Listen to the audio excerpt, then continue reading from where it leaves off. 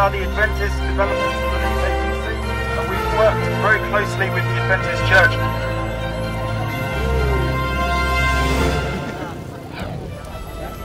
Isang recognized emergency response group ang ADRA o yung Adventist Development and Relief Agency, at kasama sa kanilang mga programa ay ang mga fundraising events na kagaya ng fun ride na ginaganap dito ngayon. Sa suporta at kooperasyon ng kanilang mga partners ay isinagawa ng ADRA Philippines ang kanilang kauna-unang bike fundraising program, isang fun ride o biking activity na may temang Ride to Recovery, na sinalihan naman ng mahigit 30 mga bikers. Na ayon naman sa kanilang program director ay layunin ng event na ito na makaambag at masuportahan ang mga development projects na mayroon ng kanilang ahensya sa kasalukuyan. We are continuing with the projects that we have already started. The funds that we raise here are going to a number of projects that we have across the Philippines. We have a number of development projects in Iloilo, in Leyte. We actually have 3 across Leyte, 1 in Camarines Sur, and another project that runs across the 3 conferences, Central Busan Conference, Central Luzon Conference, as well as North Central Mindanao Conference. So those projects are being supported by this ride as well. Ibinahagi naman ng kanilang coordinator ang mga susunod pang mga programa ng ADRA. Mayroon po kami Ignite Night at saka gusto rin naming mag-follow up ulit ng ganitong fun ride. Yun po, Ignite Night next year, early February siguro. Tapos magkaroon din kami ng ganito rin either sa MOA siguro.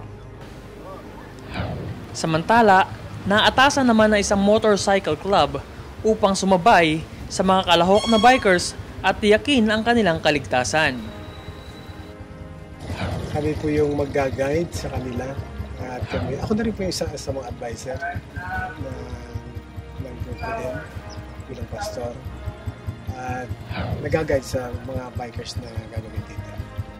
Maging masaya, maging matagumpay, at maitaas ang Panginoon sa lahat.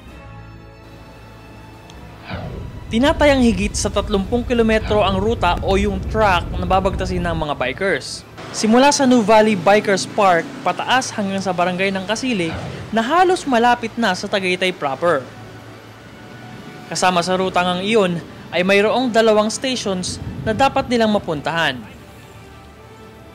At pagkarating nga nila doon ay mag-uuna na silang pababa muli sa New Valley kung saan ay naroon ang finish line.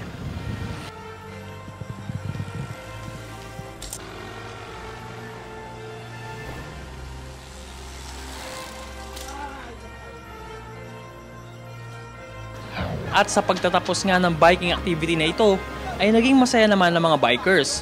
At sila ay nagdanais pang muling sumali sa mga ganitong activity. Masaya sapagkat first time ko nakasali sa mga ganitong events. Hindi ko inaasahan na akong number 1. Kaya salamat sa strength na ibinigay ng Panginoon. At looking forward sa another event na ganito. This event is Bike for a Cause, and I would love to help others.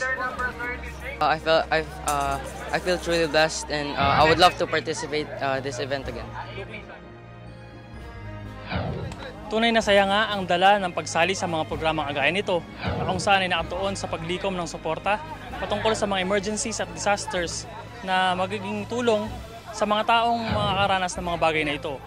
At yan nga mga pangunahing layunin ng mga programang kagaya nito ng mga grupong kagaya ng ADRA. Glenn Estrito nag-uulat para sa Hope Today.